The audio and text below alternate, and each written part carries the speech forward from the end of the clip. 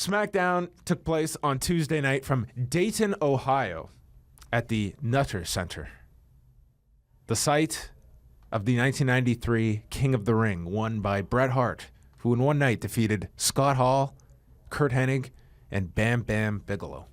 I love that show. That was the first pay-per-view version of the King of the Ring. Yeah, Bret was like my guy at the time, and like that was kind of when I was really first getting into pro wrestling, and I remember that show really well. See, when I was, how old would I have been in 1993? 9? I was, of course, like many, I was a big Bret Hart fan. Mm-hmm. I was also a very big Bam Bam Bigelow fan. So when we got to the finals, first of all, this was Scramble Vision viewing in 1993. God forbid I could see a screen at this time. And, man, I was torn. It's like, can't lose here. It's like, Bam Bam Bigelow, I was a big fan of his. Unusual that a child would cheer for a heel. Oh, Bam Bam Bigelow is one of my favorites. Really? Cool. I love the flames. I thought this guy could move incredibly well. See, even then, I had a great mind for this thing called wrestling. You're like, when I grow up, I'm going to get that head tattoo. No, I didn't go that far. No. It was impressive because of the fact I would never consider this. But this man not only considered it, he said he took this idea, which you can't come up with an idea like that sober. So he woke up the next day and went forward with this crazy idea. Yeah, sure. I mean, I feel like it's one of those tattoos that takes a few sittings. So, oh yeah, this is a commitment. So he couldn't have. Maybe he was not sober when he thought of the idea, the outline. Once you have the outline, you can't stop. You're committed. Yeah. Can't get something like that removed either. No. Yeah, but what? No, you can't. Not even lasers. I don't think you could take care of that. Like, what average tattoo artist would you even trust to be poking around your head like that? Like, I'd want to do some serious background. Like, I can't even talk about this. So, the consideration of it is insanity. Yeah. But Bam Bam Bigelow did not win that night. Nutter Center. They recap the women's Money in the Bank ladder match and then cut to Daniel Bryan's office where the 4 women, the 4 losers, were all outside.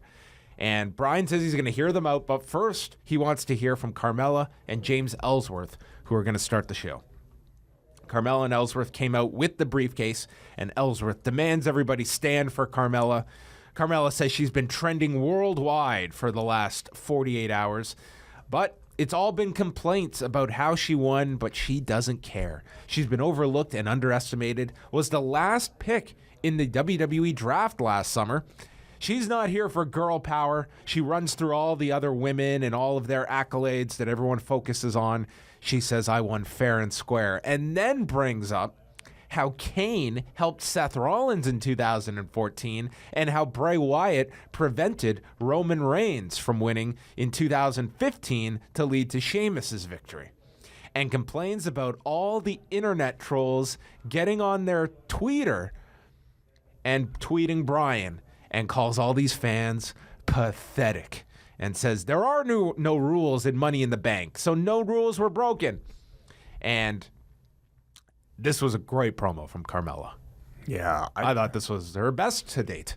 Yeah, completely agree. I don't know if her and Cass went to some like Tony Robbins seminar over the weekend or something, because both those two came back this week with just some incredible confidence and 2, I would say, breakthrough heel promos for both of them. I might anger some people here. I thought this was better than Cass's promo. No, you don't. You're not angering me. And I felt to me, I might be alone on this. I thought Corey Graves so overshadowed that segment on Monday. I thought that guy was fantastic in the segment. And that Cass just doing an above average promo. Mm-hmm. To me, Corey Graves, I was just watching this. I'm like, this guy is a main event promo. I think Corey was a great supporting cast member in that segment. Future title there. Best supporting cast. Oh, yes. Nice. Very good. But I thought Carmella and Cass both had great lead performances. And here, I would agree with you that Carmella probably even did better than Cass. And that's not to say Cass didn't do well. I thought they both did really well. So she, cut a promo here that was worthy of the controversy that this show kind of was built around.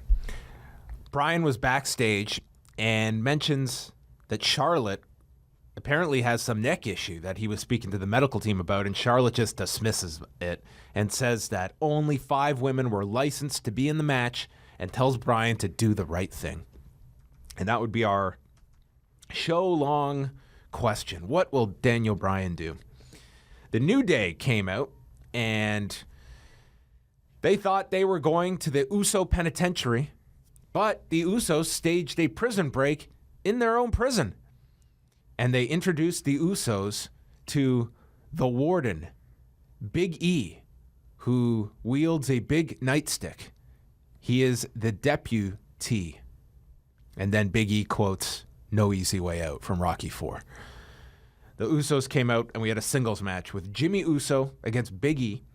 Jimmy came off the top and was hit with 3 straight belly-to-belly suplexes, and then Jimmy caught him with a Samoan drop. Jimmy kicked Kingston on the floor from the ring, and then Big E hit the Uranagi to Jimmy out of the corner. Jimmy avoids the big ending, rolls to the floor, and goes to leave. But then Kofi leaps off the steps, taking out Jay. Jimmy's back in the ring, and Jimmy misses with a kick. Big E hits the big ending and pins him in 3 minutes and 19 seconds. Decent TV match. Kofi's new trust fall that he did on Sunday and then did again here, I think looks really cool. Seems to be a move that is being built up as a new signature of his.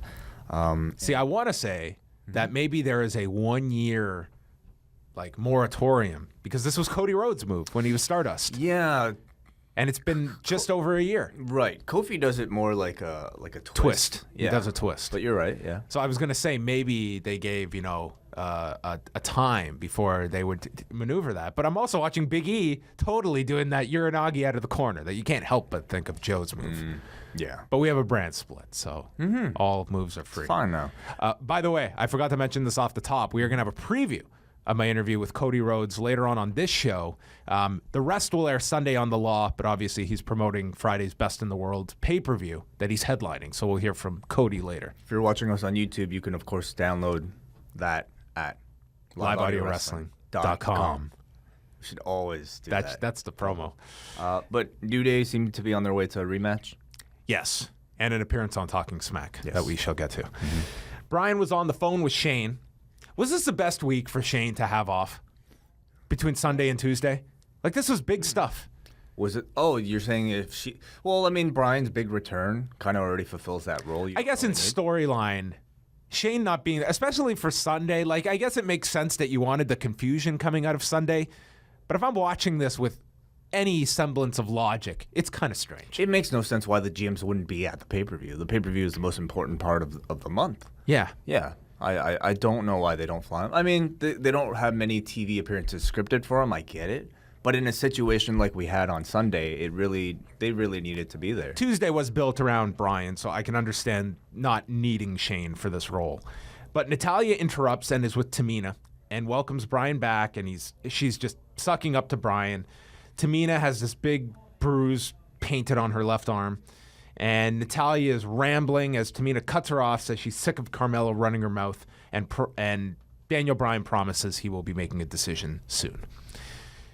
Naomi is interviewed by Dasha, says the ladder match was unfortunate and confident that Bryan will make the right decision, and she doesn't care who gets the contract. And then Lana walks in asking, "What about me?" and refers to James Ellsworth, who, I mean, this poor guy. How could you not have just a little bit of sympathy? This guy is just criticized for his looks. That's why he has a job. That's awful. He's called a lizard of a man by Lana here. And Lana wants a rematch. Why? That wasn't addressed. Naomi is shocked at this idea and says, like anyone in a violent street fight, "You felt my glow. You felt my glow." But Naomi's willing to give her another shot and threatens to slap her back to Russia.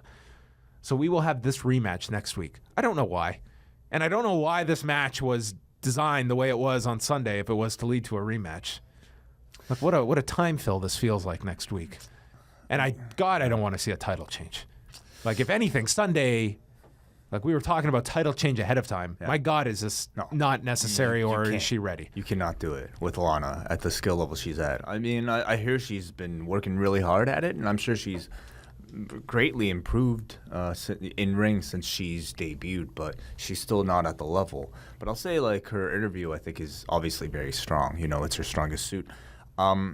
Naomi, I felt like she almost came across a little bit heelish here, you know? Naomi? Yeah, like she is clearly so overpowered compared to Lana, right? At least in my opinion. I guess they did go 50-50 somewhat in the match, but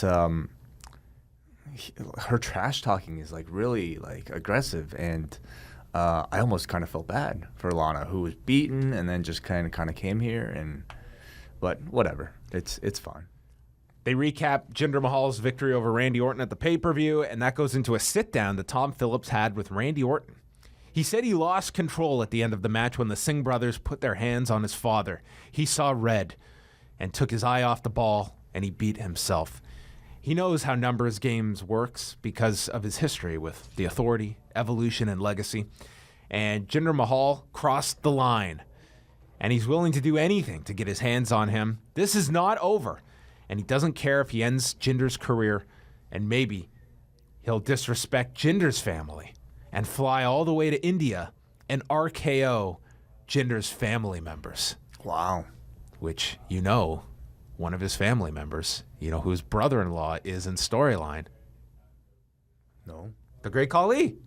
Oh, their brother? That's how not really, but that's how Jinder was introduced in storyline. Right. He married Khali's sister. Wow.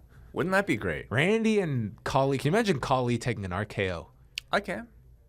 I can't. Wow. Maybe you can take it into a pool or like a bed of like Khali's not bending over much to take that. Like Randy would have to come off the top turnbuckle to hit that. Yeah, I'd love to see Randy Orton in India. I'd love to see vignettes.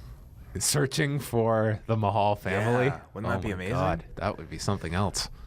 So I tried to think about I thought it was a good promo from Orton. Tentative plan, by the way, is for this to headline the next pay-per-view. It makes sense. Do you think there's a gimmick attached to it? I believe so. Punjabi prison, perhaps. That could be the introduction or the reintroduction of the Punjabi prison. Yeah. The Great Khali legacy. That's right. I mean, if you're gonna break out that bamboo, this was the best reason to do it. It's probably stored up in some... Yeah, where is it stored up? Did Seth Rollins not destroy that in the video game? That would have been that should have been part of that would have babyfaced him. Yeah. The destruction of the Punjabi prison. Sure. Yeah. But I try to see this, and obviously the way Jinder's been scripted is he is a heel to the rest of the world, but he is very much a hero to people in India. And so a promo like this from Randy Orton threatening to travel to India to RKO Jinder's family members, how is that perceived by somebody in India? Yeah, as opposed to Rusev saying he'd come to America to destroy all of you Americans. So he's crossed the line. Dolph Ziggler versus Shinsuke Nakamura, a rematch from Backlash. And they got a lot of time here. Nakamura went for an armbar, and instantly Ziggler went to the floor. Nakamura did his duck under and just went to the middle of the ring, mocking Ziggler, which is a spot he doesn't often do here in WWE. Ziggler took control, attacked the knee, but then gets caught over the top and goes to the floor for their commercial break. And Ziggler's in control afterwards. Nakamura got out, went for a standing guillotine, hit a gourd buster. Nakamura then set up for the Kinshasa, and Ziggler sidestepped and kicks the bad knee of Nakamura and then hit a zigzag for a near fall. Nakamura then ducked a super kick. He went for a triangle, then into a straight armbar, but Ziggler raked the eyes with the referee not seeing it to get out of the armbar. Ziggler then kicked the arm of Ziggler off the ropes, and an exploder resulted in Ziggler landing on his feet, hit another zigzag for a 2 count, then applied a sleeper. Nakamura escaped that, hit this Kinshasa to the back of the head. Both are up, and then he hits one final Kinshasa with a giant thud and pins Dolph Ziggler. I really like the match. I thought it was a very good match. Might have been his best singles match, at least with Dolph. I thought this was better than their pay-per-view match. Yep. It was shorter, but to me, much better structured, and I liked it. Yeah, I really liked Nakamura's appearance on at Money in the Bank. I thought they framed him really well and gave him that big spot with AJ, and so it feels like he is gaining some momentum since his time debuting in the main roster, and I thought this was a match that kind of built on that. Then Bryan was with Sami Zayn backstage. He's booked him against Baron Corbin next week, and Zayn says, "Great, I believe I have his number." And then Becky walks in, and Zayn just says that you were robbed as he walks away. And Becky proceeds to tell Bryan that she physically had the case in her hands, and then Ellsworth tipped the ladder. And she says, it doesn't feel like the land of opportunity. It feels like the land of handouts here on SmackDown. And says it doesn't matter how hard she trains and works, there's always somebody willing to take shortcuts. And she knows that. She knows it's coming, and there's nothing she can do about it. And she asks if doing the right thing is really all that complicated. I thought this was a really heartfelt plea from Becky. It was an emotional Becky Lynch. I like this as well, that if at some point they eventually turn Becky, there's some logic behind it. Completely. That they're building, that there's a reason for it. Do you think that's do you think we get that before the end of the year? Have we I guess, maximized the Becky Lynch babyface run? I mean, she hasn't been doing a whole lot, at least as far as being kind of the lead in the company. Oh, maybe she could become the queen to Neville's king. Okay, and they rule. They rule Tuesday nights. Okay, yeah, sure. I don't know. She could probably. It just depends, kind of what your landscape is like, because at the moment Charlotte is kind of in this tweener role at the moment, but a Becky turn at some point they could definitely execute. There's the reasoning for it. There's that they're at least teasing. Then Kevin Owens comes out limping and selling the effects of the Money in the Bank match. He says that they all ganged up on him, and he knew that he was the favorite to win. It wasn't fair, but he's still here, and he's just unbroken. He says he will give one lucky individual from Dayton a chance at his championship tonight, and the KO Face of America Open Challenge starts now. So AJ Styles comes out and he wants the match, and Owens just calls him a typical rude American and said, I only made this challenge open to residents of Dayton. So then American Alpha comes out as people furiously typed up Chad Gable and Jason Jordan's name on Wikipedia to see if they're from Dayton, Ohio. Neither are. And Chad Gable is answering the challenge. Owen says, I know you're not from Dayton. And Gable says, I just moved here this morning. And Owens asks him what his address is, and Gable gives the address of the arena they are at. 3640 Colonel Glenn Highway. And the bell is rung, and this is acceptable. For this, I guess Owens was willing to make an exception here. So you got Kevin Owens and Chad Gable. And Gable suplexed Owens, rolled into an ankle lock as Owens got to the ropes and they bailed to the floor. AJ was on commentary. They went to break, and Owens yanks him off the top, sends him off his shoulders, and Gable comes down with a DDT and then misses with a top rope moonsault for a 2 count. And then Gable hits a rolling bridging German for a 2 count. And then Gable gets draped on the middle rope. Owens kicks the rope into him and hits the pop-up powerbomb to pin him. I thought it was a decent solo showcase for Chad Gable. I think, if the idea is to kind of recapture some of the magic from the John Cena U.S. Open title challenge, maybe it didn't live up to those expectations, because I don't think Gable necessarily came across that much over as a result of this. The match kind of didn't really have the same ups and downs as some of the Cena ones, where like some kind of guy can be plucked from obscurity and you can buy into some of those near falls. We didn't really get that here. As a return for American Alpha, though, this was pretty poor. I think this was just to get their faces on television, so you remember them. I didn't even. I singles loss for Chad Gable. I don't think it necessarily means that they are going to be going in any certain direction with these two. I don't think so either. But I mean, if for American Alpha to be gone for 1 or 2 months, their big re-debut on television is to come out here and have Chad Gable lose a singles match. I don't know. I don't think that was great for them. So then the Hype Bros are backstage with Daniel Bryan, and they're showing him the finish of the Battle Royal from last year and arguing that Ryder still won the Battle Royal and they deserved their tag title shot because Ryder's now cleared. There's no statute of limitations on title shots, they explain. And Bryan says, well, you can face the Usos next week in a non-title match to get your title shot. And the Hype Bros just accept this. I mean, what awful negotiators these guys are. They thought it was fair. Yeah. They want a title shot. Why are they not owed it? Well, because it was 6 months ago. Yeah, well, they explained here. No statute of limitations. That's what they said. Well, Bryan didn't really contradict that. Bryan didn't agree, though. What's the point of having a non-title match with the champions? If you beat them, you beat them. You have to wave a magic wand to beat them under these certain circumstances. Mm-hmm. Beating the champions is supposed to get you to the top of the contendership. Imagine we had baseball games where wins didn't count unless it was a certain night of the week. Like Friday night games are just they're non-standings. Okay, well let's think about this then. You could be a basketball team during the regular season and you can beat the NBA champions. It doesn't make you the champion. Yeah, because we have a set of circumstances. We have a structure of how we make our champions. You have to beat them in a best-of-7 series. Right, you have to beat them in the right circumstance, right? And so, but it would give you momentum leading into that particular series. You're right. Momentum is always needed. Yeah, maybe that should be what non-title matches are called. Momentum builders. Sure. Yeah. Do you think they even win this number one or this title contendership match, or do they even just lose this one?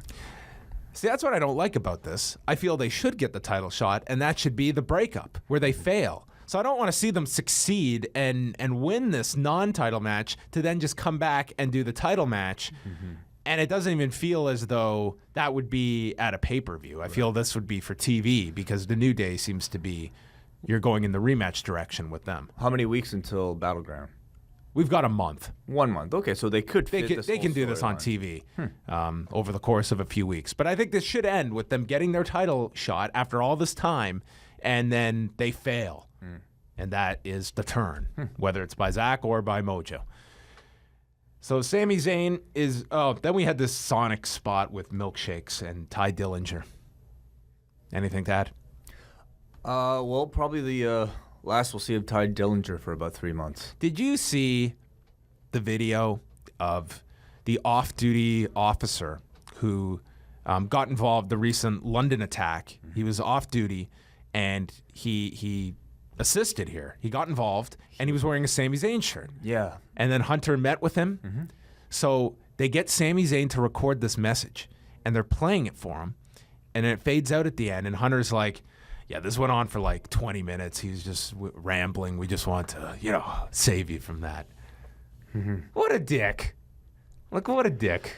Well, clearly it's a thing he is known for backstage and a thing that they're trying to make a part of his on-screen character now, the fact that he rambles and talks so much. I didn't think it was such a dickish move, He was just, like, joking around. It's like me making fun of you for, like, saying, what was that word that you used to say a lot? What was that word you used to say a lot? I can't say that one now. That's my new headache. I don't even remember. You cut it out from your vocabulary? I don't even know what you're talking about, to be honest. I don't even remember what it is. But okay, it's like you making fun of me for saying 2-2. I thought it was just kind of friendly tease. I just thought the circumstances of it all. The circumstances are that this is Triple H saying it. And Triple H has been known, I guess, in the past for having a reputation for,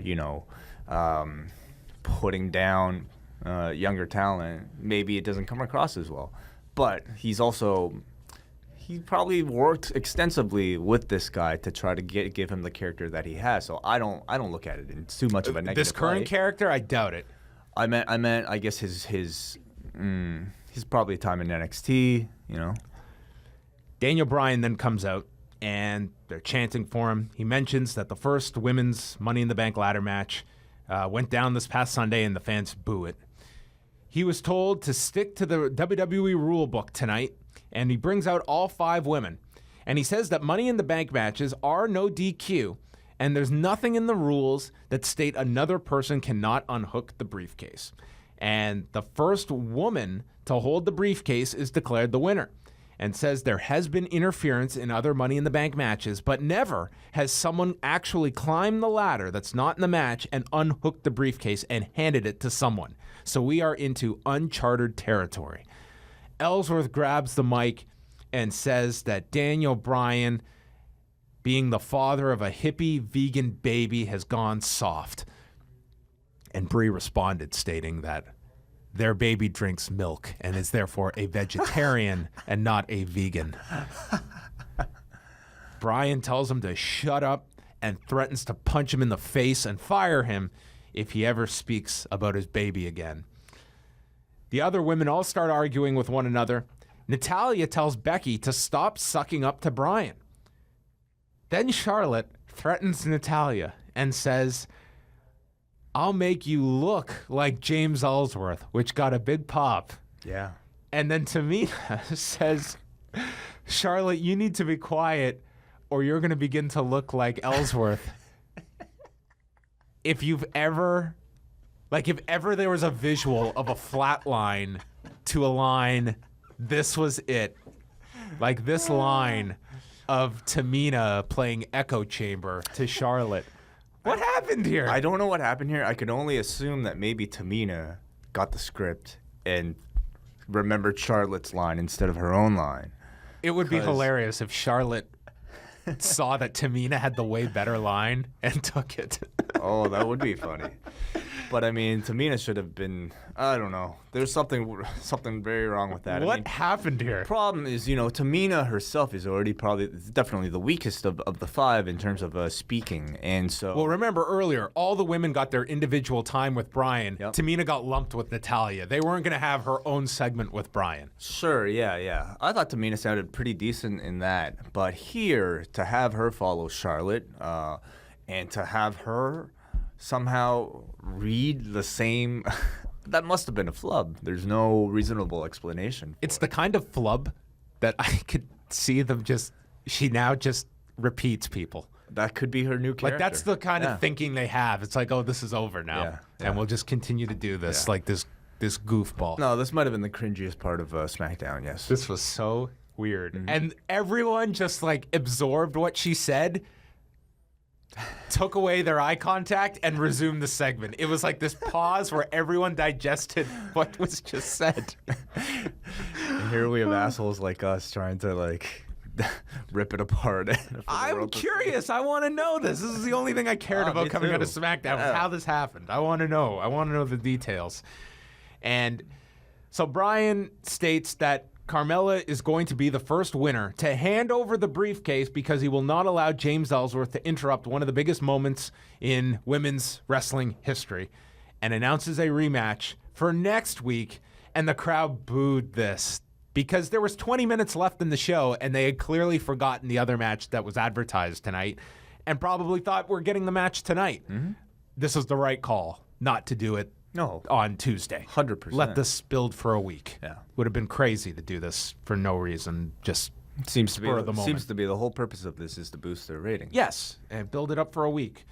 So that's happening next week in San Diego, and then Bryan takes the briefcase and leaves, and of course, all the women fight, and it ends with a natural selection to Carmella, and Becky applies the disarmer as Ellsworth is just on the floor watching as Carmella is tapping furiously. That was really the main event of the show because what followed it was what felt like we were allowed to watch the dark match on the show. Kind of, yes. That's what this was. By the way, the actual dark match on Tuesday was Jinder and Randy Orton. Mm-hmm. And it makes total sense, but I watched the dark match and they actually have it. It's the total 205 Live set. It is. With the ropes, even with the LED boards. Wow. It's just a weird visual. Jinder Mahal and Randy Orton on 205 Live. I'm surprised they would let that go, knowing how many people would have cell phones and whatnot. Yeah. Yeah. Just imagine that thinking, like, oh my God, what if people see Randy in a 205 Live ring? This will be detrimental. She would tell you about this damn set. Mm-hmm. Needs to change. So Jinder and Luke Harper had a match. Mahal went to the floor early. They went through a commercial break. Harper went for a suicide dive, and Jinder used one of the Singh brothers as a shield, and Mahal landed a flying knee after he fell. There was a crawl at the bottom of the screen. This was the first time I'd seen this, promoting Neville and Rich Swann for 205 Live coming up next. Mm-hmm. Mahal was in control. Harper came out, landed an elbow from the apron, a running boot for a 2 count, and then a discus elbow was stopped in very weak fashion by Jinder, who then stopped him on the top, hit a superplex. Baron came out and just circled the ring and signaled that he has his eyes on Jinder Mahal, and then he left. This led to a schoolboy by Harper for a 2 count, landed a super kick. One of the Singh brothers gets onto the apron. Harper misses him, and then Mahal capitalizes and hits the Colossus for the win. Then Randy comes out, Mahal freaks out. The Singh brothers get involved, and he gets tossed aside. Orton's in the ring, hit this Thez press and a clothesline to Mahal on the floor. Back suplexed him into the timekeeper's area, draping DDT on the floor. And then as he's setting up for the RKO in the ring, the Singh brothers attack. Randy fights them off, hits an RKO to one, and then the other, who I'm still having trouble if you cannot tell, differentiating. Sunil and Samir are the two. Yeah. So I don't know. Here. They haven't identified really which is which. So the other one dives off the top turnbuckle, and Randy was pretty far out here, and it ended up having to be more of a stunner than an RKO. Mm-hmm. These Singh brothers are going to die working with Randy. I'm just frightened watching these guys. They're having the time of their lives, though, getting to be on TV and being involved in the main event. Well, I just want them to have extended lives. Sure. To have the time of. So it ended with that impressive spot, and clearly going in the direction of a rematch with Jinder and Randy.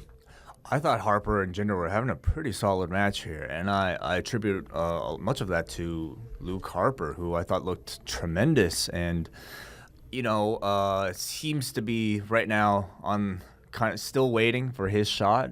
So he's going to be put into matches like this to put over your main event talent. I don't know if you saw recently, but he did a WWE.com interview, or at least a backstage skit, where he was speaking completely kind of normal. Yes. Like in his... I haven't seen it, but I heard of it. In his unpossessed voice. So we haven't seen him do it on TV yet, but that could be the new direction for the character. Just a regular guy. I would like to see a direction for him. Yeah. Yeah, likewise. There's just doesn't seem to be a spot, on the pay-per-views that are coming up for him. Unfortunate, but you have him, you have Ty Dillinger. Mojo, I guess, is kind of your next in line guy who is scheduled to be moved up from that kind of obscure spot. But I'm sure Harper will get his chance. Rowan's still around too. Oh yeah, all those guys. Eric Rowan. You have Alpha, but you don't have that much TV time. So unfortunately, their roles right now are matches like this. I thought he had a great match, and the ending of the show was unfortunately a little flat. Not really that much happening. Some RKOs, but the big story coming out of it is definitely the Money in the Bank announcement. Yeah, they announced 3 matches for next week. The ladder match, Sami Zayn, Baron Corbin, and Naomi and Lana. So I like the fact that they are at least building towards things for at least for a week. Yep. I mean, imagine that. When numbers hit a certain level, let's do basic promotion. Yeah, and then the week after that is Cena, correct? That's correct. Yeah. Yes, on July 4th. So that was SmackDown. One other note, there was no Mike Bennett, Mike and Maria Kanellis on the show. They did a WWE.com exclusive where they came out in front of the crowd, and it was pretty much verbatim the same segment as Sunday. So I don't think it was a segment getting cut for time. I think they had no follow-up for Tuesday because they had no substance to the segment. I don't know what Bennett's first program is. I could see it being like a Ty Dillinger level. Yeah. I don't know where he fits in. I don't know either. There's a lot of these loose parts. Like you just mentioned them. Rusev is imminent to return. Feels like you have a lot of loose parts and a lot of only guys. So much time when you have, as you saw, a show like this where Ziggler and Nakamura had about 15 minutes or so. That eats up a lot of time. So what we need is a third hour of SmackDown. No, I'm not stating that. I think it's actually a benefit that you don't have everybody on every single week. You can make people wait for a week or two to see someone. Yeah. So, but a lot of great talent that I'm excited to see come back. I thought an okay edition of SmackDown. Yeah, it was really building up to next week's show. Talking Smack was next. The return of Daniel Bryan. And what a return. What a return. Yeah. This was all about his new world of having a child. And he says dad life is 75% awesome and 25% demoralizing because of the lack of sleep. Carmella and James Ellsworth are the first guests, and Renee asks, "Where's your briefcase?" And she asked it completely innocently, as though she asked Brian, like she said she was telling Brian, "I thought you'd have her briefcase." Yeah, and then Brian explains that, "Oh yeah, I took the briefcase back." And Carmella was icing her shoulder this whole time, and they never brought up the disarmer. Oh, you're right. Yes. I thought that was a great attention to detail, having the ice on the shoulder. And she says there was no rule against James Ellsworth grabbing the briefcase. And Bryan says, oh, yeah? So you're up on that rule. Tell me any other rule. Any other rule in the WWE rule book. And then Carmella starts to pretend cry and asks, what if someone did this to your daughter? And Bryan couldn't take this seriously at all. And Ellsworth says that he has a plan. And Bryan explains Ellsworth is banned from ringside next week, and they storm off. A point that I think should have been made in the actual segment. Right. Yeah. I feel like Ellsworth should have had more of a comeuppance, and I'm sure he will at some point. I feel 50-50. James Ellsworth is not banned from ringside, and this stipulation will be a phantom one by the time TV comes next Tuesday. He has to be banned if they announce it. They made an announcement. I would argue that based on the heat of the first match, he has to get involved. Right. Maybe he'll make his way out somehow and cause an interference somehow, but yeah. I almost felt bad for Carmella here. The way she was crying. The thing is, I think... I'm sorry. Enzo blew away the crying. Okay, yes. It was a more subtle tear from Enzo. Maybe after her class with Cass, she should have taken the tears class with Enzo. Oh, okay. Well, I feel like Carmella, I think, did a great job on SmackDown and Talking Smack in making her character seem believable, making her excitement seem believable, making her frustrations about being overlooked seem believable, and making her disappointment seem very believable. But I thought she did almost such a great job that I actually felt bad for her. And in Bryan, kind of playing this GM that's essentially laughing at her in a segment like this, kind of making fun of her. I almost kind of looked to Bryan as wow, you're almost being too much. I still feel after all this that Carmella should be the one that ends up with the briefcase. I agree completely. I think she has the most upside, to be honest. And this was a tremendous night for her, I thought, performance-wise. Bryan then starts talking about Naomi after Ellsworth and Carmella leave, and notes that Naomi has cut out all alcohol as well. The New Day join the desk and bring in a skeleton named Jaheim with an Usos shirt on it, and they got Daniel Bryan to kiss the skeleton. Yeah. Then they start talking about the WWE rulebook. And Woods brings up the fact that most people don't realize that you're only allowed one save in a tag match, and then you're disqualified. And Bryan immediately brings up how there were multiple saves in their tag match at Money in the Bank. Saves as in, let's say your opponent's getting pinned, you can come in and kick your opponent? Yes. Oh my God, that's been broken in every tag match. That was, at one point, an internal rule for all tags. I think Harry Smith did an interview a while back mentioning this fact, and none of the audience knows it. Have they ever disqualified anybody for coming in for a They've save? never disqualified anyone for it that I can recall, and they've never mentioned it on television either. Yeah. So it's really silly to have these rules for the talent that are not explained on television. Because if they ever were to do that finish, you would have fans would just be so confused and totally hate it. And I think it's a good rule if you want to have... It builds in something to a tag match as well. I think this rule book, we should actually read it. We should get a copy of this rule book. Should. It would be really something to read. So then Kofi puts a literal target onto the back of Jaheim. Big E starts chewing on the microphone. They refer to Jimmy Uso just as Jim. They refuse to divulge their game plan. Then they spoke over each other for minutes on end. They had a group hug with Bryan, and Big E stole Renee's mug. I'm sure some people really enjoyed this. It felt organic and fun, but very chaotic. And in the end, I'm not sure what they exactly built up here. I'm not sure if this really achieved anything as far as their storylines or characters went. Yeah, it's the good and the bad of Talking Smack. It's that its charm, especially when it began, was the lack of structure, that guys could go out there and have a bit more freedom. At the same time, if you're thrown out there with no plan, no idea, at times you can just get these segments that are just... No, it's a balance between... Yeah, it's like you're trying to do a sketch, and it's just... Improv. That's it. That's what it becomes. AJ was the final guest.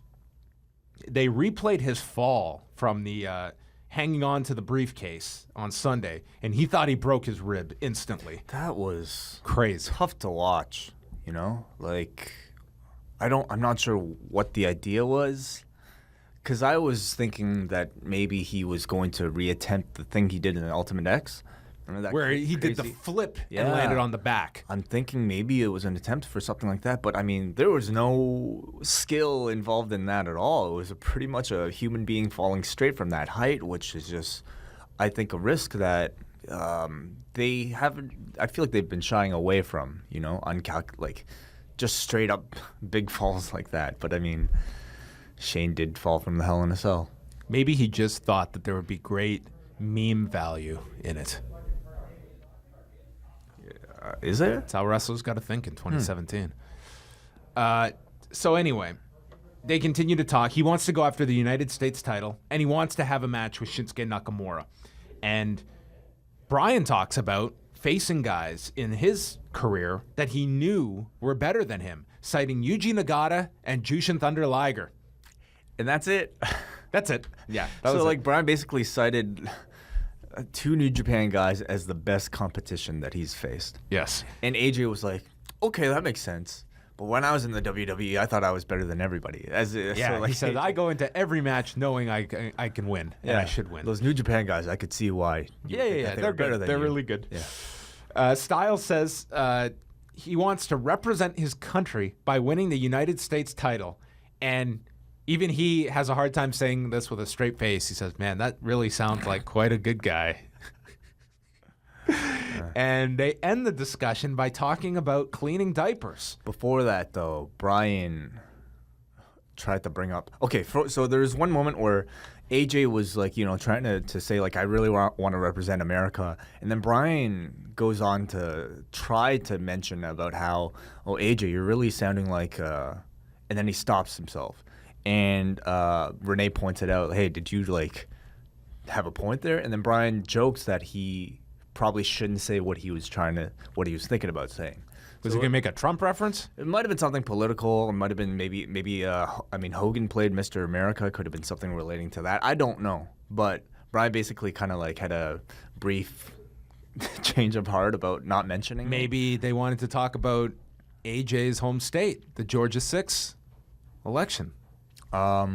And go over the results. Could have. So Bryan, to change the topic, decides to ask AJ about flat Earth. And then just moves AJ on. Quickly shut that down.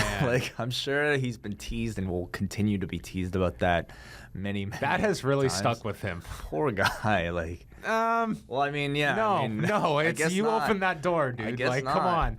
But AJ quickly changed the subject. Let's not talk about that. Let's talk about your daughter. Yes. Yeah. By the way, the intersection of pro wrestling and politics. Yeah. I definitely chatted about it with one Cody Rhodes. Which you'll eventually hear. Okay. Anyway, so then they talk about cleaning diapers because Bryan has a daughter and AJ's last child was a daughter, and mentions the difference between cleaning diapers for a male versus a female. And Bryan notes that he is using not just cloth diapers, but also cloth wipes. And Styles says, it sounds like quite a hassle. They talked about tar poop. Bryan confirms it's real, unlike flat Earth. And ends with, well, good luck with fatherhood. And AJ walks away. Yeah.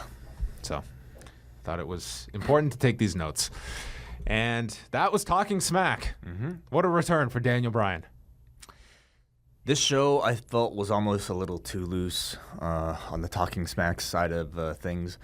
I thought all the interviews felt at least a little bit awkward. And Bryan, to me, almost came across like he was almost a little uncooperative due to a bit of a desire to want to kind of break from that strict format and maybe break that fourth wall at times, talking about how our producer didn't want me to have my water bottle. That's why I have this mug of like water that is empty. You know? Can he not pour that water into the mug? That is a great question that I don't. Is that prohibited? I don't know. But what I mean is like the simple idea that I think that's what makes Bryan so much fun on Talking Smack is that he doesn't care about breaking the rules. He's not strict, stiff, you know, oh, I got to follow this format. But this show, I thought it was almost too loose to the point where I would say it was somewhat interesting TV, but it didn't increase any interesting storylines nor build any characters. I'm really looking forward to Talking Smack July 17th onward, once we're into G1 season. Oh, boy. Every week will be must-see. Bryan has not been shy about his love for New Japan. He like put over Kushida really well, talks about Ospreay Ricochet. See, I look at it two ways. Yes, he's now got a newborn. Mm-hmm. Conventional wisdom is he's not going to have a whole lot of time for New Japan World. However, the other side of me thinks this guy's going to be up at night. You're right. Right when these shows are starting. Sure. What better way to be tending to your child? Put on New Japan World. Do you think? What do you think Bryan watches more of, New Japan or WWE? I think honestly, he watches both consistently. I mean, he was doing interviews this week, and mentioned numerous times he brought up the Roderick Strong vignettes. Right. Yes. I don't know if he's sitting down and watching NXT every single week, but I feel he's up on most stuff more than a lot of guys. So. Anyway, it'll be interesting. Just over or under one G1 reference during G1 season on Talking Smack? If there's an incredible, I would say under. Under? Yeah. I mean, it's not like he even brought up Okada Omega on Talking Smack. Maybe in an interview he won't be shy. There was such an opening too with AJ. Yeah, they haven't made mention of that, nor have they made mention of Nakamura's history with AJ either. Yeah. I mean, they're friends in Japan, but they never talk about their first match together. All right.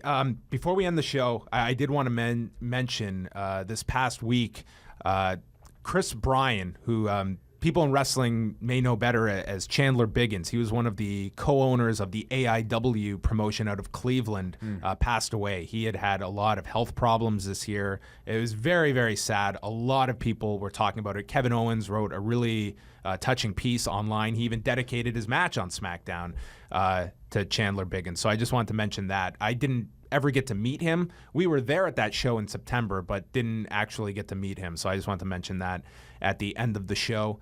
And the final thing, might have some news later today because Mauro Ranallo is going to be making his announcement of whatever is to come. Wrestling related? Could be. Wow, okay. What time is he supposed to make that? I don't know. By the time you're listening to this, he might have already even made it. It was supposed to be made on Wednesday, so we shall see, which he's, of course, calling the pay-per-view portion of the Bellator event this Saturday. And he will be calling Mayweather and McGregor on August 26th. Wow. So if it's going to be, like it's not going, we will see what it is going to be. You sound like you already know. I don't know. You can tell me off air. No. That's it for us. And we will see what occurs. And you can go to liveaudiowrestling.com for our review of 205 Live. Did you watch it? I did watch it. Okay, so we have something to talk about. Yep. We'll chat about that. As well as the Cody Rhodes interview. Yes. If you want to hear a preview of that interview, that's coming up on the downloadable version of Review of SmackDown. The rest of it will air on Sunday night, including our discussion of politics and wrestling, amongst other topics. So that is it for us. Go to liveaudiowrestling.com, subscribe on iTunes, watch every single one of our YouTube videos at youtube.com/liveaudiowrestling.